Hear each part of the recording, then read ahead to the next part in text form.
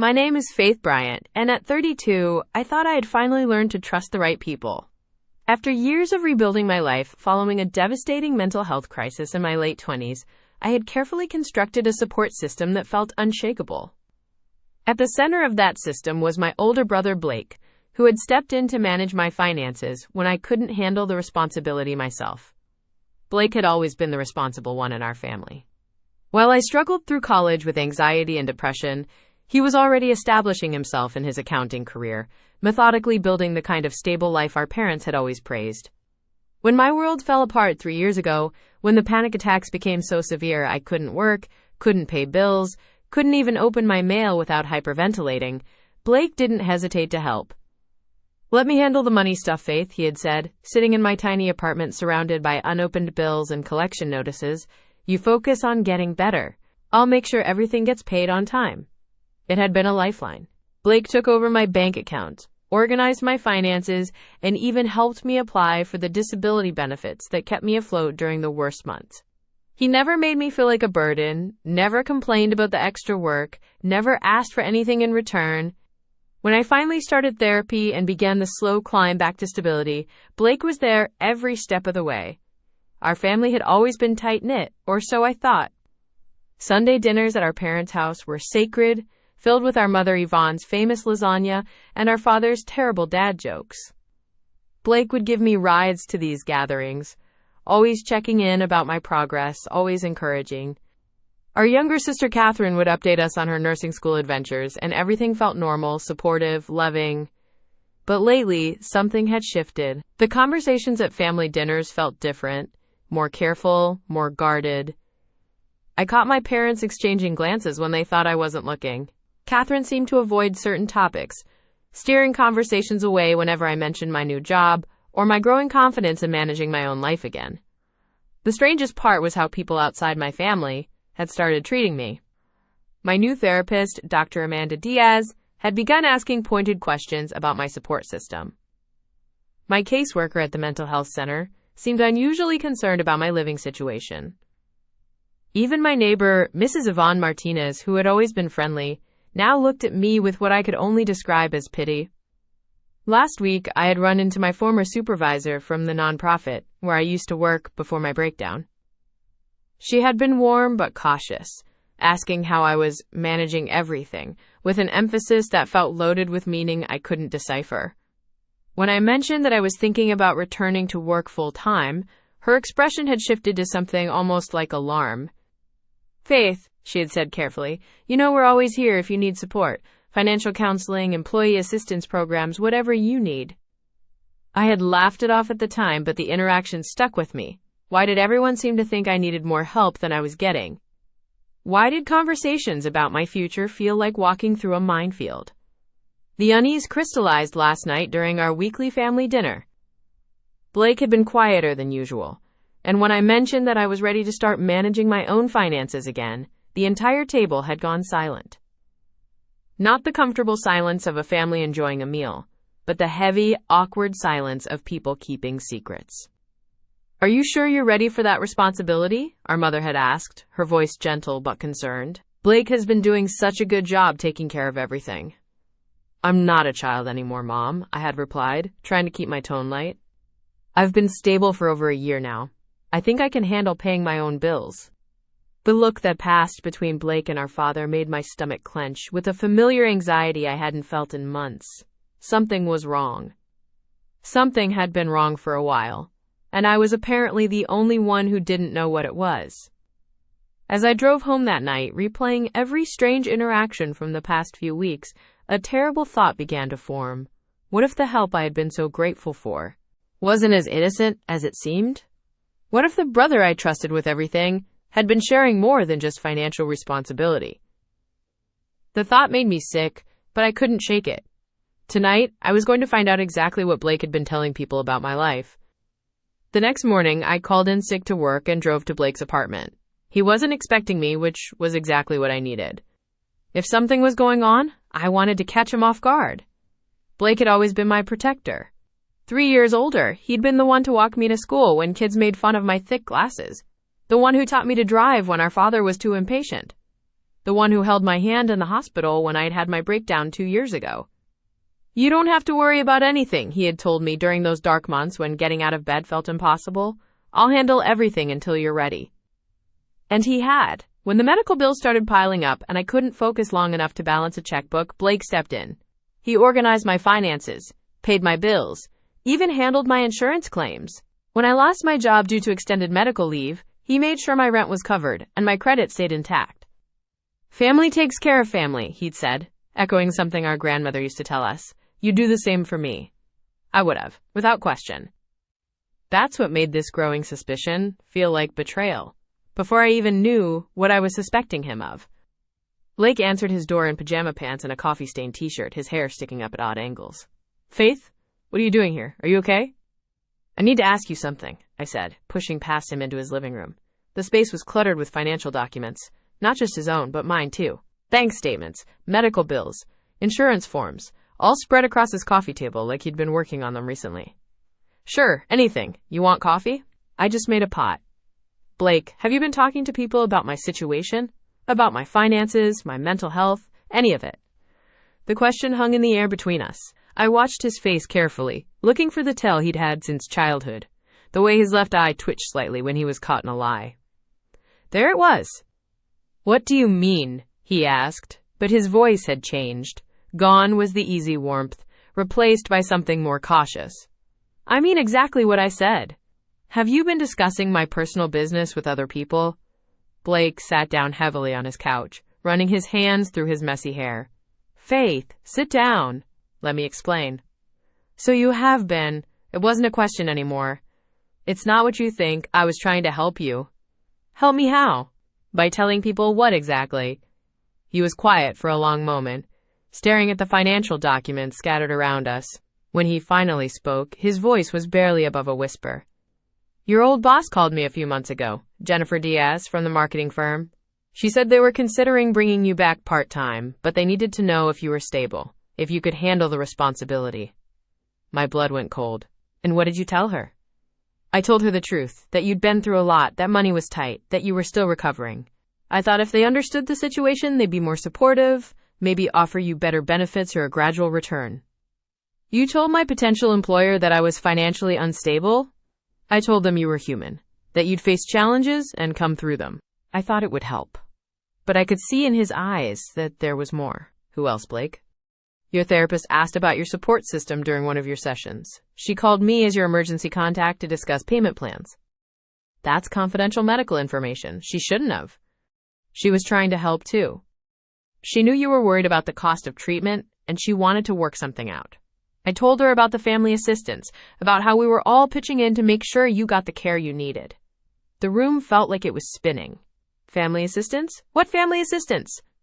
Blake's face went pale. The money. For your treatment, your rent when you couldn't work. Mom and Dad, Aunt Catherine, even Grandma Yvonne before she passed. We all contributed to make sure you were okay. I thought that was you. I thought you were covering everything. I was coordinating it, but Faith, the medical bills alone were over $30,000.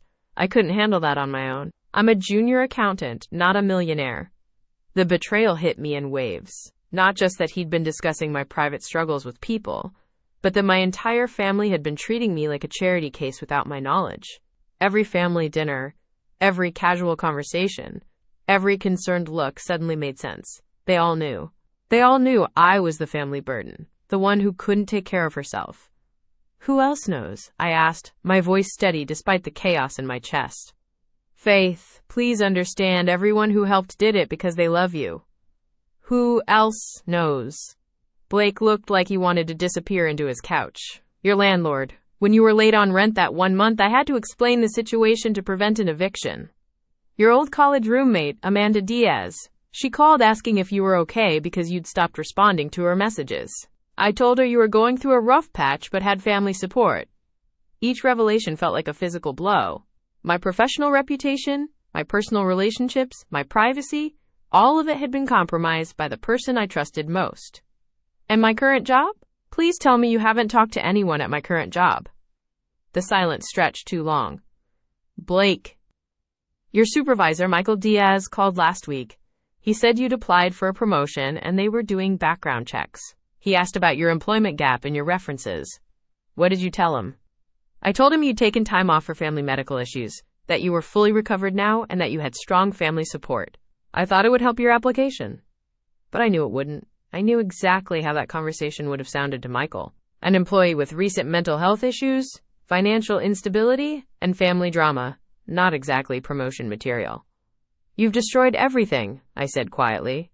My career, my independence, my relationships. You've turned me into the family tragedy that everyone has to whisper about and manage. That's not true. Everyone who helped did it because they pity me. Because my own brother told them I was too broken to handle my own life. Blake stood up, reaching for me. Faith, that's not how it is. You were sick. Really sick. We were all scared we were going to lose you. When you started getting better, we just wanted to make sure you had everything you needed to stay healthy. By lying to me? By making decisions about my life without my consent? By discussing my private medical and financial information with anyone who asked? I never meant for it to hurt you. I was trying to protect you. From what? From the truth? From the consequences of my own choices? From being treated like an adult? The fight went out of him then. He slumped back onto the couch, looking older than his 28 years. I don't know, maybe? You were so fragile when you got out of the hospital. Every time something stressful happened, you'd shut down for days. I thought if I could just handle the hard stuff, you could focus on getting better. And now? I've been stable for over a year, Blake. When were you planning to tell me the truth? I don't know, he admitted.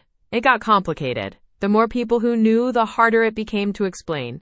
And you seemed so happy thinking you were independent again. But I wasn't independent. I was living a lie that you created. As I drove home from Blake's apartment, my phone buzzed with a text from my supervisor. Faith, can we schedule a meeting for tomorrow morning? Need to discuss your promotion application. I knew, with the sick certainty that comes from having your worst fears confirmed, that my brother's well-intentioned betrayal was about to cost me everything I'd worked so hard to rebuild. The meeting with my supervisor went exactly as I'd feared. Catherine Diaz sat across from me in her office, her expression carefully neutral, as she delivered the news that would reshape my understanding of professional consequences. Faith, I need to be direct with you. We've received some concerning information about your current financial situation and family circumstances. Given the nature of the promotion you've applied for, which involves significant budget oversight and client financial management, we need to address these concerns. My stomach dropped. What kind of information? Your brother contacted several people in your professional network, including myself and 2 of your references, expressing concern about your ability to handle financial responsibilities independently. He indicated that you're currently receiving significant family financial support due to ongoing mental health challenges. The room felt like it was tilting. He what? He seemed genuinely concerned about your well-being, Faith. He mentioned that your family has been managing your finances, and that you might not be ready for the increased responsibilities that come with this position. He asked us to keep an eye on you and let him know if we noticed any signs of stress or instability. I gripped the arms of my chair. Catherine, none of that is true. I manage my own finances. I've been stable for over a year. My brother has been lying to you. Her expression softened with what looked like pity. Faith, I understand this might be difficult to acknowledge. Mental health challenges don't make you less valuable as a person or employee. But we have to consider the liability issues involved in promoting someone who might not be fully capable of independent financial decision-making. I am fully capable. Blake has been telling people I'm not because he's been controlling my life without my permission. He's been intercepting my mail, managing my accounts, and apparently sabotaging my professional relationships. Catherine leaned back in her chair. That's a very serious accusation, Faith. Your brother seemed genuinely caring when he reached out. He provided documentation showing that he's been helping you manage your recovery. What kind of documentation? Medical records, financial statements showing family support, correspondence about your care coordination. It was quite comprehensive. The betrayal hit me like a physical blow. Blake hadn't just been managing my life. He'd been building a case against my competence, complete with evidence that painted me as permanently dependent and unstable. I need to see those documents, I said. I'm afraid that's not possible. They were provided in confidence, and frankly, Faith, your reaction right now is concerning. You seem quite agitated. I forced myself to speak calmly. Catherine, I'm asking you to consider that my brother might not be telling the truth. I can provide my own financial records, medical clearances, anything you need to verify my actual situation. We'll certainly consider any documentation you can provide. But Faith, I have to be honest. The promotion is off the table for now. We need to see consistent evidence of independent functioning before we can consider you for positions with significant financial responsibilities. Walking out of that office, I felt the full weight of Blake's betrayal. He hadn't just been overprotective. He'd been systematically undermining my credibility and independence. Every person he'd contacted now saw me as someone who couldn't be trusted with responsibility, someone whose own family had to manage her life. I called my sister Yvonne from the parking lot. She was the only family member who'd seemed uncomfortable with Blake's level of involvement in my life. Faith? You sound upset. What's wrong? Yvonne, I need to ask you something, and I need you to be completely honest with me. What has Blake told you about my mental health and my finances? There was a long pause. What do you mean? What does the family think about my ability to take care of myself? Faith, you know we all love you and want what's best for you. That's not what I asked. What has Blake told you? Another pause. He's mentioned that you're still fragile, that you need support to stay stable. He's been keeping everyone updated on how you're doing. Updated how? He sends family emails sometimes. About your appointments, your work stress, your financial situation. He says you've asked him to help coordinate your care so you don't have to worry about the details. My hands were shaking. Yvonne, I never asked him to do any of that. I don't even know about these emails. What has he been telling people? Faith, maybe you should talk to Blake about this. I don't want to get in the middle of... I'm not asking you to get in the middle. I'm asking you to tell me what my own brother has been saying about me behind my back. She sighed. He's been saying that you're doing well, but that you still need a lot of support, that you get overwhelmed easily, and that stress can trigger setbacks. He's been asking everyone to be careful about what they discuss with you, and to let him know if they notice any concerning changes. He's been asking people to spy on me? Not spy, exactly. Just keep an eye out. Faith, he loves you. We all do. After what happened 2 years ago, everyone's been scared of saying or doing the wrong thing. What happened 2 years ago was a mental health crisis that I recovered from with proper treatment. What's happening now is my brother controlling my life and lying to people about my competence. That's a pretty serious accusation. It's a pretty serious situation. Yvonne, he's been managing my finances without my knowledge. He's been intercepting my mail. He contacted my supervisor and sabotaged a promotion I was up for. He's been telling people I can't handle independent living. Are you sure? That doesn't sound like Blake. I'm completely sure. And I need to know, are you willing to help me figure out the extent of what he's been doing? The silence stretched between us. Finally, Yvonne spoke.